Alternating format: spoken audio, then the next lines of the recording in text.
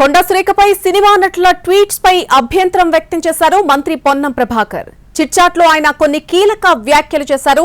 Cinema వాళ్ల episode లో కొంత సంయమనం పాటించాలనే ఆలోచనలో ప్రభుత్వం ఉందన్నారు. మంత్రి కొండా సురేఖ తన వ్యాఖ్యలు ఉపసంహరించుకున్నా సరే సినిమా వాళ్లు చర్చ కొనసాగించారని అన్నారు.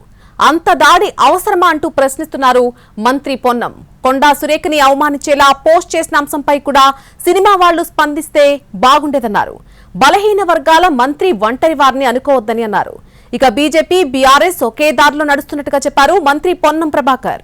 వర్షాలు వరదల కారణంగా 10,000 కోట్ల రూపాయల నష్టం జరిగిందని కేంద్రానికి నివేదికలు ఇచ్చామన్నారు. అయినా సరే కేంద్ర ప్రభుత్వం ఇంకా వివక్ష చూపిస్తోందన్నారు పొన్నం. కేవలం 400 కోట్లు మాత్రమే విడుదల చేస్తుందని అన్నారు. 10,000 కోట్లకు 400 కోట్లిస్తే వివక్ష కాదా అంటూ ప్రశ్నించారు ఆయన. అయినా సరే బీఆర్ఎస్ నోరు మెదపకుండా బీజేపీకి వెనకేసుకొస్తున్నట్టుగా చెప్పారు.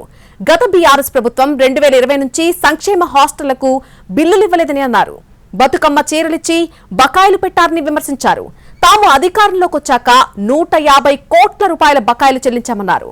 10 నెలల కాంగ్రెస్ పాలనపై ప్రజలు సంతృప్తిగా ఉన్నారని అన్నారు. ఇక కేంద్రం నుంచి రూపాయి కూడా ఇప్పించలేని వాళ్లు ఆందోళన చేస్తున్నారని మండిపడ్డారు పొన్నం.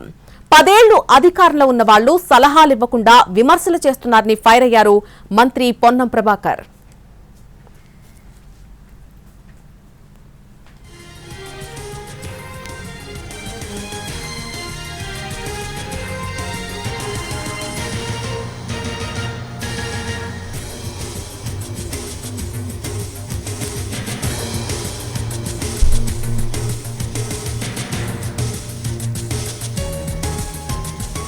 కొండా సురేఖపై సినిమా నటుల ట్వీట్స్ పై అభ్యంతరం వ్యక్తం చేస్తున్నారు మంత్రి పొన్నం. ఆయన ఈరోజు ఒక చిట్చాట్ లో పాల్గొన్నారు. ఆ చిట్చాట్ లో కొన్ని కీలక వ్యాఖ్యలు చేయడం జరిగింది. సినిమా వాళ్ల ఎపిసోడ్ లో కొంత సంయమనం పాటించాలనే ఆలోచనలో సర్కారు ఉన్నట్టుగా చెప్పారు. ఇక మంత్రి కొండా సురేఖ తన వ్యాఖ్యలు వెనక్కి తీసుకున్నా సరే సినిమా వాళ్లు చర్చ కొనసాగిస్తున్నారని అన్నారు. అంత దాడి అవసరమా అంటూ ప్రశ్నించారు మంత్రి పొన్నం. కొండా సురేఖని అవమానించేలా పోస్ట్ చేసిన అంశంపై కూడా సినిమా వాళ్లు స్పందిస్తే బాగుండేదని అన్నారు. బలహీన వర్గాల మంత్రి ఒంటరి వారిని ఎట్టి పరిస్థితుల్లో అనుకోవద్దని చెబుతున్నారు. ఇక బీజేపీ బీఆర్ఎస్ పార్టీలు రెండూ కూడా ఒకే దారిలో నడుస్తున్నాయని అన్నారు మంత్రి పొన్నం ప్రభాకర్. వర్షాలు వరదల కారణంగా 10,000 కోట్ల రూపాయల నష్టం జరిగిందని కేంద్రానికి నివేదికలు ఇచ్చామని అన్నారు.